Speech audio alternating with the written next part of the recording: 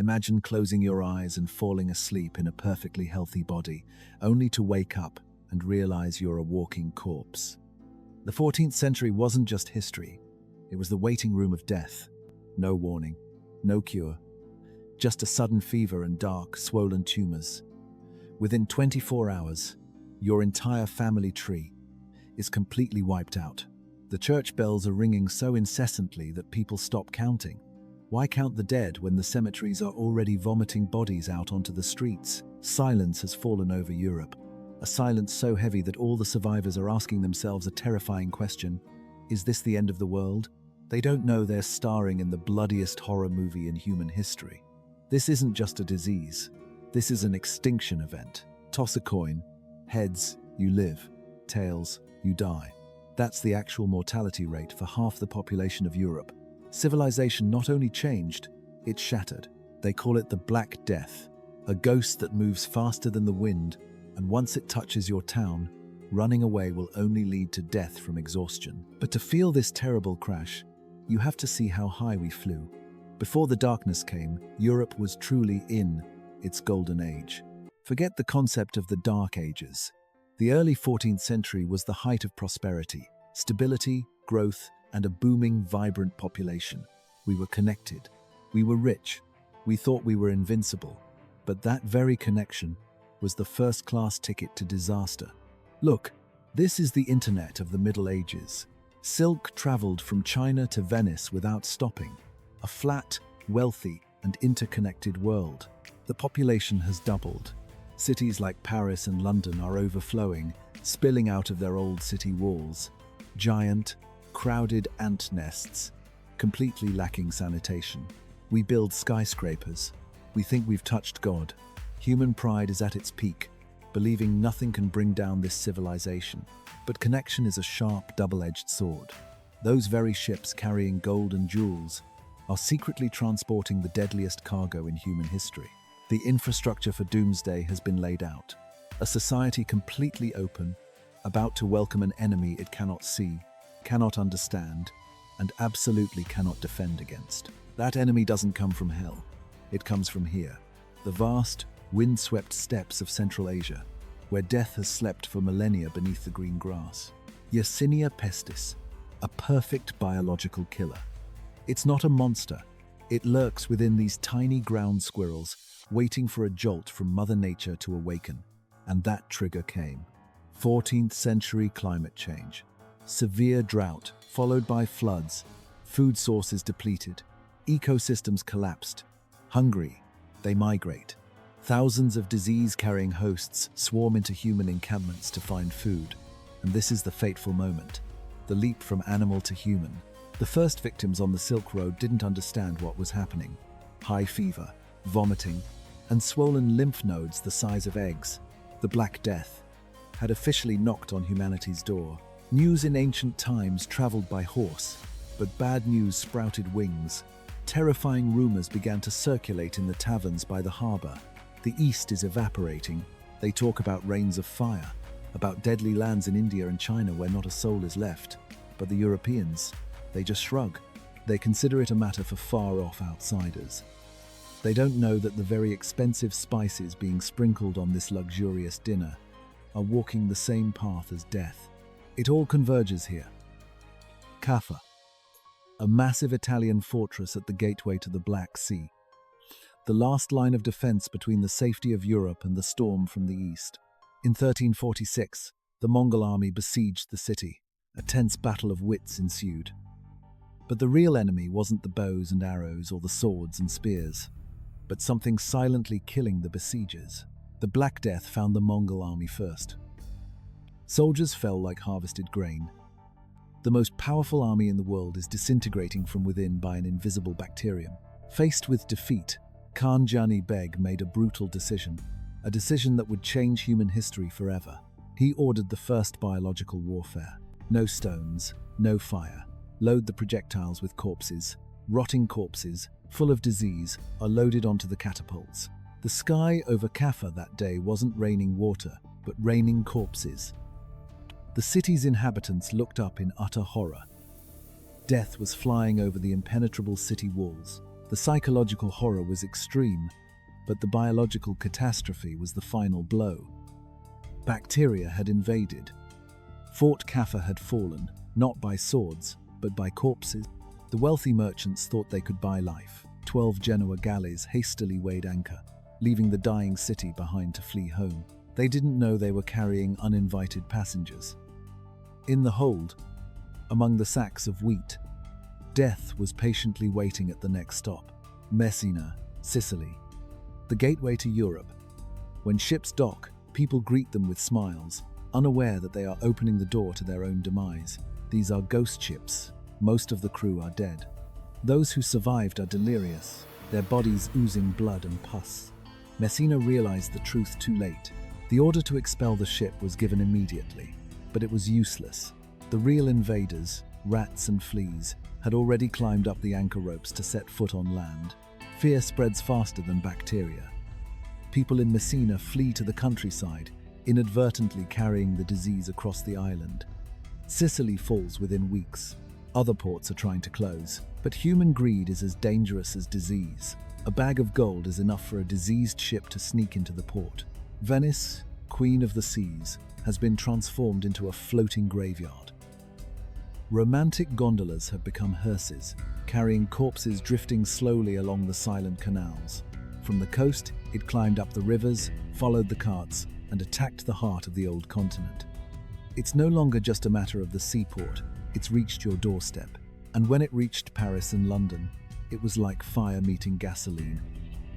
The crowded, filthy cities, where people lived piled on top of each other, became giant slaughterhouses.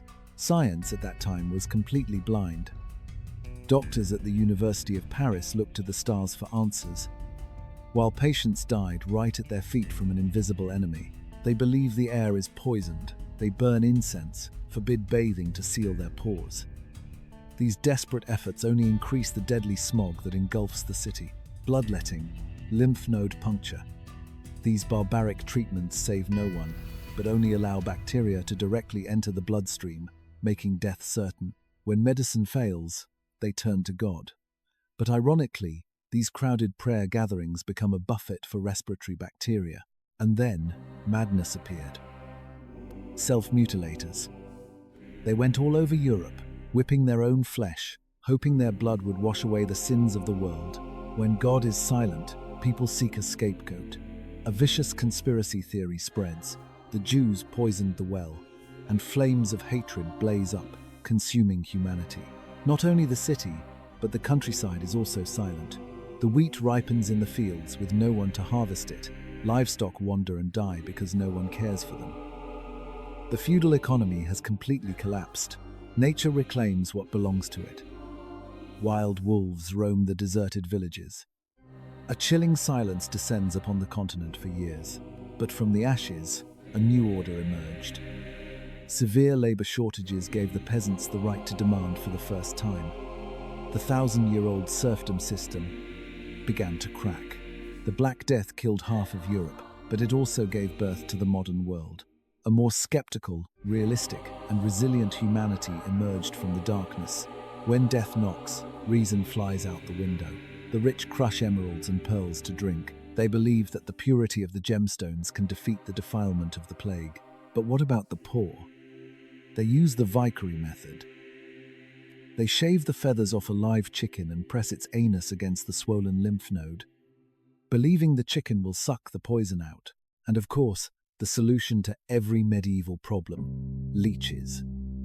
Millions of leeches were used to suck out bad blood. The result?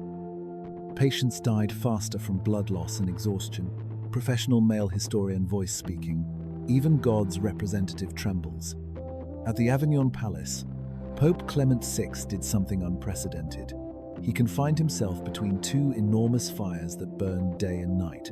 Professional male historian voice speaking. Doctors say fire will purify the air. In fact, that terrible temperature kept fleas and rats away from him. Superstition inadvertently became the only effective scientific measure. But outside that wall of fire, Avignon was hell. With no more burial land, the Pope was forced to consecrate the Rhone River so that people could throw corpses directly into the water. Fear has broken the backbone of human morality. Boccaccio wrote, "Parents abandon their children, husbands abandon their wives. Motherly love also surrenders to death. The law has disappeared. The houses of the dead have become treasures for the living. Looting and robbery are happening openly." Why fear imprisonment when we're all going to die tomorrow anyway? The world is turned upside down. People are eating, dancing, and having wild sex right next to piles of corpses.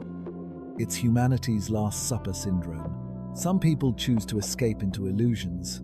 They retreat to mansions, tell jokes, and drink alcohol, pretending the outside world doesn't exist. But that illusion is very fragile. When fear turns into paranoia, one needs a reason. A malicious rumor spreads. Jews are poisoning the wells to destroy Christianity. At Chillon Castle, under brutal torture, some Jews were forced to confess to crimes they did not commit, and that confession was a death sentence for thousands. The 14th of February, 1349, Strasbourg, 2,000 Jews burned alive on a giant pyre.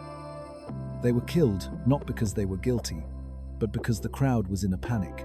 And behind the fanaticism is cold-blooded greed. Killing creditors is the quickest way to erase debts. The debt ledgers are burned along with their owners. When the madness subsides, the survivors face a new reality: the silence of the fields. The wheat is ripe, the livestock are starving, there is no one left to work. The balance of power has reversed. For the first time in history, laborers have become a rare commodity. Work for me, and I'll pay you double. Serfs are starting to know how to negotiate. The nobility panicked. King Edward III enacted the Labour Act, attempting to freeze wages at pre-pandemic levels. He wanted to turn back the clock, but it was useless. You cannot make laws against the law of supply and demand. This oppression will only sow the seeds for bloody peasant uprisings that will erupt decades later. In its damp, underground dungeons, political prisoners and criminals were held in horrific conditions. Golden age of the working man. After death comes abundance, fewer mouths to feed, more land. The survivors eat far better than their ancestors. Architecture also changed. Great cathedrals were left unfinished for decades. When they were rebuilt, they no longer had enough skilled sculptors. The Gothic style became simpler, more practical. Art is obsessed with death. Dance macabre. The dance of death. The message is clear. It doesn't matter if you're a king or a beggar. In the end, you'll be dancing with a skeleton. They no longer conceal the decay. The transy tombs depict detailed, decomposing corpses. It's a cruel reminder. Memento mori, remember that you will die. Another unexpected change, language. Because so many Latin-speaking clergy had died, schools were forced to teach in the vernacular. English and French began to take center stage. But the greatest legacy is in your blood. This is a cruel process of natural selection. The survivors aren't just lucky, they possess a unique genetic mutation. The CCR5 Delta 32 mutation. It saved your ancestors from the plague. And miraculously, today, that same gene helps their descendants resist HIV, a gift from the dead. Feudalism can never be restored. The power of the lords crumbled. The Black Death inadvertently freed humanity from the shackles of serfdom. Feudalism can never be restored. The power of the lords crumbled. The Black Death inadvertently freed humanity from the shackles of serfdom. We are no different from them. We are also fragile, fearful, and resilient. The history of the Black Death is a mirror reflecting ourselves. Life always finds a way out. The world ended once in 1347, but humanity is still here. And we will always be here.